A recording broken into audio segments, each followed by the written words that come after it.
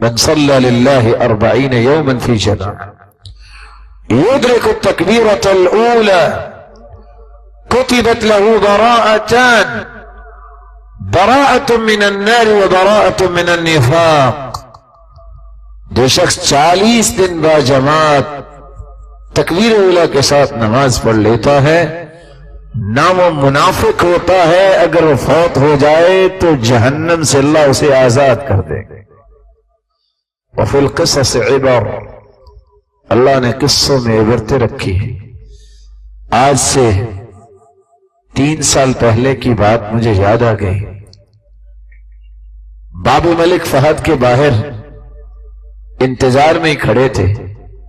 ایک شخص آنے والا آیا اور کہتا ہے السلام علیکم.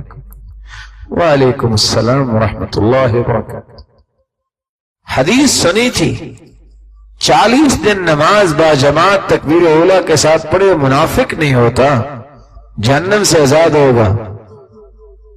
میں صرف اس لیے آپ کے پاس آیا ہوں، دعا کر دے. 36 دن ہو گئے، پورا رمضان اور 6 دن بعد میں نے با جماعت نماز پڑھی ہے، تکبیر اولا کے ساتھ پڑھی ہے، بیت اللہ میں پہلی صف میں پڑھی ہے.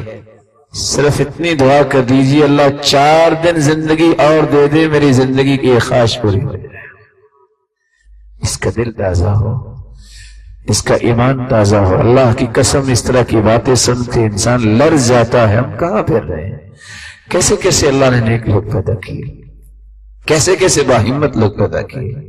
اس لیے تیسرا کام، رمضان شروع ہونے سے پہلے ہی اپنی عادت بنائیے. ایک دن میں عادت نہیں بنتی. اگر پہلے عادت بنی ہوئی ہے اللہ کا شکر کر لیجیے، نہیں تو آج رات توبہ کے 2 نفل پڑھ کے کل سے ابتدا کر دیجیے. اور میں پھر کہوں گا خصوصاً فجر کی نماز، اس کا خیال کیجیے. یہ میں کیوں کہہ رہا ہوں خصوصاً؟ کیونکہ مجھے حدیث یہ مجبور کرتی ہے میں کہوں من صلی الفجر فی جماعہ فہو فی ذمۃ اللہ فلا تخفر ذمۃ اللہ. جو فجر کی نماز با جماعت پڑھتا ہے وہ اللہ کی ضمانت اور امانت میں چلا جاتا ہے. کسی بڑے چودھری کسی بڑے آدمی کی ضمانت میں ہو، اس کو کوئی نقصان پہنچاتا ہے؟ جو اللہ کی ضمانت میں چلا جائے گا، اس کا مطلب یہ ہے یہ شخص جو ہے رمضان کی جو رونقیں و برکتیں اپنے دامن میں ضرور جمع کرے. فجر کی نماز کتنے لوگ کھا کے سو جاتے ہیں، 8 بجے اٹھتے ہیں. اللہ تعالیٰ کو بھوکا رکھنا تو مقصود نہیں ہے. من لم يدع قول الزور والعمل به فليس لله حاجة ان يدع طعامه وشرابه. جس نے جھوٹی بات نہیں چھوڑنی، جس نے جھوٹا عمل نہیں چھوڑنا، اللہ کو تو کوئی ضرورت نہیں کہ آپ کو بھوکا رکھے اور آپ کو پیاسا رکھے. آپ کے بھوکے پیاسے ہونے سے اللہ کو کیا فائدہ ہے؟ یہ اپنی جان پہ ظلم کر رہا ہے.